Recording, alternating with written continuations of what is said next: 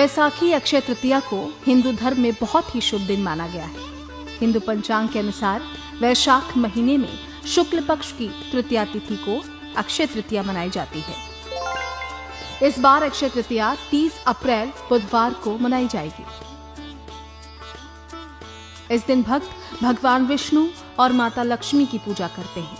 अक्षय तृतीया का दिन अद्वितीय संयोग का दिन माना जाता है, क्योंकि इस दिन सूर्य और चंद्रमा दोनों ही अपनी उच्च राशि में स्थित होते हैं। इसलिए दोनों ग्रहों की दृष्टि भक्तों के जीवन में विशेष फलदायी होती है। अक्षय का अर्थ होता है जिसका क्षय न हो, इसलिए अक्षय तृतीया का दिन बहुत शुभ माना जाता है।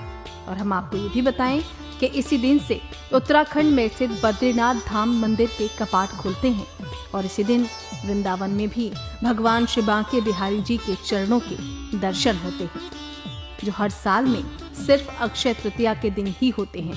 तो आइए जानते हैं किस मुहूर्त में होगी पूजा और क्या महत्व है वैसाख अक्षय तृतीया का, क्यों इतना शुभ माना जाता है इस दिन सोना खरीदना। क्या रहेगा पूजा का शुभ मुहूर्त?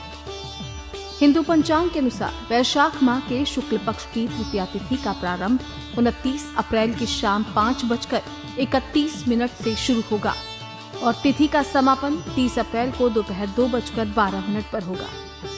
उदय तिथि के अनुसार अक्षय तृतीया 30 अप्रैल बुधवार को ही मनाई जाएगी।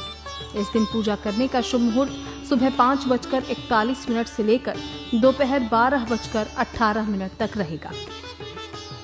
सोना खरीदने का शुभ मुहूर्त। इस दिन सोना खरीदना विशेष रूप से शुभ माना जाता है।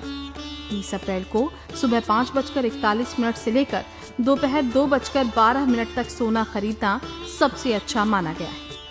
यदि आप सोना खरीदने में असमर्थ हैं तो इन वस्तुओं को भी खरीद सकते हैं जो भी शुभ मानी जाती हैं।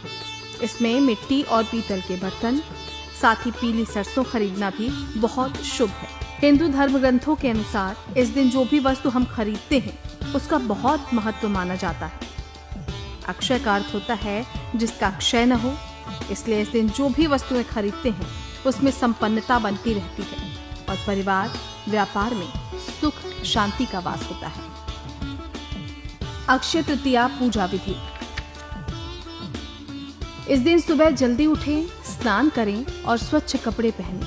फिर भगवान लक्ष्मी नारायण के चित्र या मूर्ति लें और उन्हें स्थापित करें और फिर पूजा शुरू करें। विष्णु जी को चंदन और माँ लक्ष्मी को कुमकुम का तिलक करें। विष्णु जी को पीले फूल और माँ लक्ष्मी को कमल के फूल चढ़ाएं। फिर जौ, गेहूं, सत्तू, ककड़ी, चने की दाल, गुड़ आदि का भोग लगाएं। फिर आप लक्ष्मी नारायण जी की कथा भी करें। अंत में आरती करें और इस दिन ब्राह्मणों को भोजन भी करा सकते हैं, साथ ही निर्धन लोगों को दान भी करें। धार्मिक मान्यताओं के अनुसार इस दिन किए गए पूजा पाठ, दान, मंत्र, जप, हवन से प्राप्त होने वाला पुण्य अक्षय होता है।